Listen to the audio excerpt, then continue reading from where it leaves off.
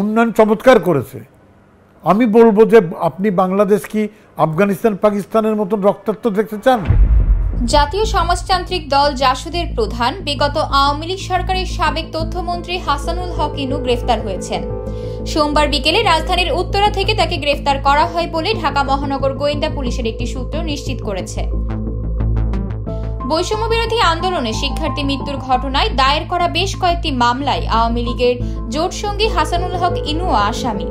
এছাড়াও বিএনপির প্রতিষ্ঠাতা জিয়াউর রহমানকে নিয়ে আপত্তিকর মন্তব্যের অভিযোগে গত 22 আগস্ট আরেক মামলাতেও আসামি করা হয় জাসদ প্রধান ইনুকে। আমার রাজনীতির ভাষায় আমরা বলি ৭১-এ যাদের বাদ দিলাম, সেই রাজাকার চক্রকে জেনারেল জিয়া এবং সামরিক চক্র বাংলাদেশের রাজনীতিতে আবার আমদানি করে যোগ করল। ইনুর বিরুদ্ধে একাধিক মামলা রয়েছে, যে কোনো একটাই গ্রেফতার দেখানো হবে বলে মন্তব্য করেছেন ডিবির গুলশান বিভাগের উপকমিশনার কাজী জিয়াউদ্দিন।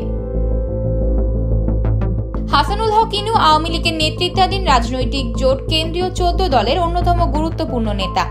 আওয়ামী লীগ সরকার পতনের পর শেখ হাসিনা সহ সাবেক মন্ত্রী প্রতিমন্ত্রী ও আওয়ামী লীগের নেতাকর্মীদের নামে বেশ কয়েকটি হত্যা মামলা হয়েছে। এর আগে গত 22 আগস্ট কেন্দ্রীয় 14 দলের আরেক গুরুত্বপূর্ণ নেতা বাংলাদেশের ওয়ার্কার্স পার্টি সভাপতি রাশেদ খান মেননও গ্রেফতার হন। আতকিয়া মাইমুনা, বার্তা 24।